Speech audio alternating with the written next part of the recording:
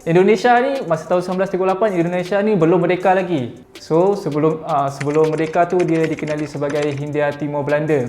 Indonesia pernah main dekat World Cup. World Cup tau. Pada tahun 1938 di Perancis.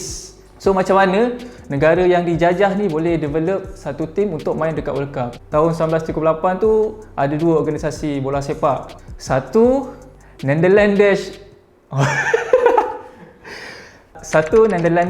Indie Football Unie atau dikenali dengan NIVU. Ini mewakili organisasi penjajah Belanda lah. Lepas tu lagi satu organisasi Persatuan Sepak Raga Seluruh Indonesia, PSSI. So ada dua organisasi dekat Indonesia masa tu. Jadi dua organisasi ni bersetujulah untuk buat satu perlawanan untuk menentukan siapa yang akan hantar tim untuk main dekat World Cup 1938 tu.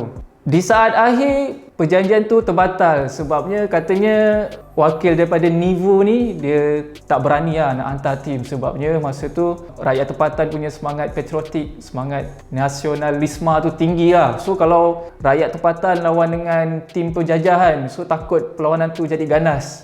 Jadi terpaksa dibatalkan. Dan akhirnya NIVU sendiri buat keputusan untuk hantar tim dia orang sendiri untuk main dekat World Cup. Sebabnya NIVU ni je yang berdaftar dengan FIFA pada masa tu. So NIVU ni develop lah tim dia. Dan dia terpaksa jugalah ambil rakyat tempatan. Sebabnya memang pada masa tu rakyat tempatan memang power. Dia tak boleh nak ketepikan player-player tempatan ni. Jadi tim tu merupakan campuran daripada orang Belanda dengan rakyat tempatan. Dan ironinya dia punya kapten tu rakyat tempatan. Namanya Ahmad Nawir. Masa tu dia merupakan student medik lah. Sebelum tu masa pusingan kelayakan Piala Dunia, sepatutnya Indonesia ni diletakkan bersama-sama dengan Jepun. Sepatutnya diorang fight-fight lah dengan Jepun untuk tentukan siapa yang main dekat World Cup. Tapi Jepun tak dapat hantar tim. Sebabnya Jepun bagi alasan yang perjalanan dari Jepun tu nak ke tempat pusingan kelayakan tu jauh. So tak berbaloi lah hantar tim untuk qualify World Cup. Dan katanya juga Jepun masa tu tengah sibuk dengan perang. Pasukan Hindia Timur Belanda dapat buy lah main dekat World Cup. So berlayarlah pasukan Hindia Timur Belanda dengan membawa bendera Belanda dan memakai jersey oranye persis pasukan Belanda juga ke Perancis. Berminggu-minggu lamanya naik kapal. Sampai dekat World Cup 1938 di Perancis. Format World Cup kali ni dia pakai format kalah mati. So dia siapa kalah dia akan mati lah. Tak ada lah, bukan mati. Dia akan tak qualified lah untuk pusingan seterusnya.